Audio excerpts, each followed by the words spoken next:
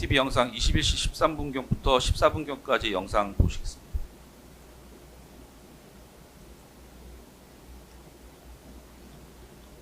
지금 안에서 김용현 장관이 손가락 4개를 펴보이면서 나왔습니다. 국무회의 의사종족수에서 4명이 모자랐던 시점에서 김용현 장관이 집무실에서 나와 피고인에게 다가가 손가락 4개를 펼쳐보면서 무언가를 말하는 장면입니다. 이 장면이 확인되는데 이때 김용현 장관과 피고인이 어떤 대화를 했습니까? 말씀드리지 않겠습니다. 21시 28분부터 21시 29분까지 영상 보시겠습니다. 김용현 장관은 21시 28분경에도 집무실에서 나와 피고인과 증인 박성재 장관과 대화를 하는 장면이 확인이 되는데 당시에는 어떤 대화가 이루어진 것입니까? 답변드리지 않겠습니다.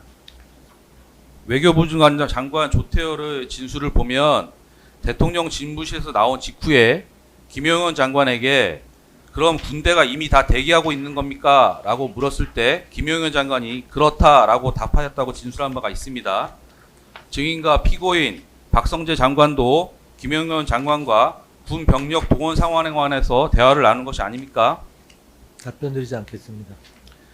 비상계엄은 병력으로서 군사상 필요에 응하거나 공공의 악령 질서를 유지할 필요가 있을 때 선포하는 것인데 대통령이 비상계엄을 선포한다고 했을 때는 현실적으로 군을 동원할 만한 아무런 소요타 사태가 없었다는 것은 누구나 다 알고 있는 상황입니다.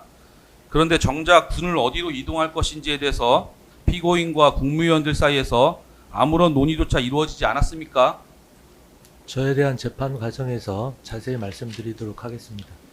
야당이 국회 의석의 과반수를 점하는 상황에서 계엄 전국을 실효성 있게 유지하기 위해서는 국회로 병력을 출동시켜서 국회의 계엄 해제 요구 의결을 저지해야 한다는 것에는 대통령과 그 당시 미리 집무실에 모였던 국무위원 그리고 국정원장까지 모두 공감대가 이루어져 있었던 것이 아닙니까? 답변드리지 않겠습니다. 증인은 이날 윤석열 대통령 또는 김용현 장관으로부터 언론사 단전 단수에 관한 지시사항이 기재된 문건을 받았었죠. 답변드리지 않겠습니다. 김용현 장관 조사 좀 드리겠습니다.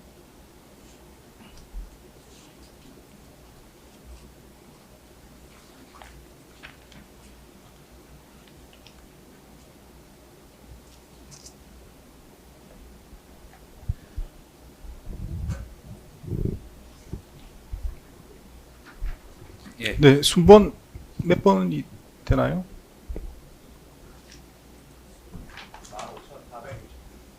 15,466쪽입니다. 증거목록 순번 451번. 네, 네 진행하시죠. 예. 이 김용현 장관은 2025년 1월 23일 윤석열 대통령 탄핵 심판에서 한 증언을 보면 증인에게 줄 지시사항이 기재된 문건을 만들었다 이렇게 진술했는데 증인은 이 문건을 받은 사실이 없다는 것입니까? 답변드리지 않겠습니다.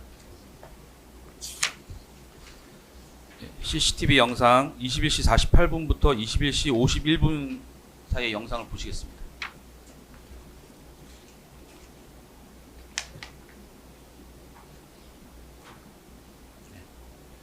이 영상을 보면 증인이 상의 안주머니에서 약 3장으로 보이는 문건을 꺼내 3분이 넘도록 읽는 장면이 확인됐는데 이 문건이 무슨 내용이었는지 진술해 보겠습니까?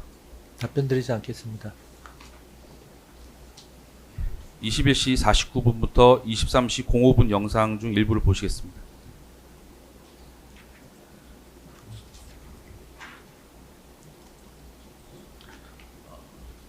이 영상 중 일부를 보면 다른 국무위원들이 대적견실을 나가고 증인도 대적견실을 나가려고 일어섰다가 피고인이 증인에게 자리에 앉으라고 손짓을 하자 이에 증인이 피고인의 맞은편 자리에 앉는데 피고인이 증인에게 뭐라고 말한 겁니까? 답변드리지 않겠습니다.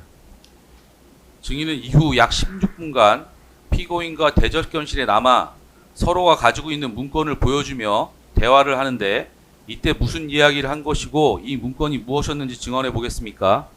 답변드리지 않겠습니다. 밑에 항은 생략하겠습니다. 30항 묻겠습니다. 피고인은 증인이 보여주는 3장의 문건 중 한 장을 직접 가져가 자세히 읽어보기도 하고 증인이 문건을 손가락으로 하나하나 짚어가면서 피고인에게 설명하는 장면도 확인됩니다. 이 문건을 보면서 어떤 대화를 피고인과 나누었습니까? 답변드리지 않겠습니다.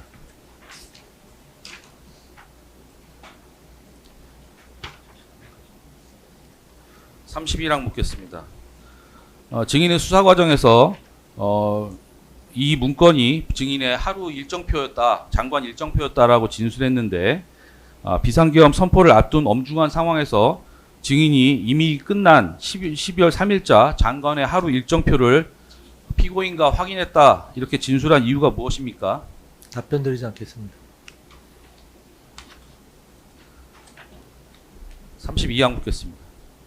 증인의 수사기관에서의 진술을 보면 증인은 울산에 남아있던 그날 하루 일정 울산 김치 행사와 관련해서 함께 동반했던 처가 울산에 남아있는 상황이 우려돼서 아내가 걱정돼서 이 일정표를 다시 확인한 것이라고 주장했는데 증인의 처는 21시 15분경 서울에 도착하는 비행기로 상경할 계획이었고 증인도 처음에는 같은 비행기로 서울에 상경할 예정이어서 그 사실을 모두 알고 있는 상황이었는데도 불구하고 21시 48분경에 이미 서울로 상경했을 것으로 보이는 처의 일정에 대해서 증인이 뒤늦게 그 계획을 확인할 필요성은 없었을 것으로 보이는데 어떻습니까?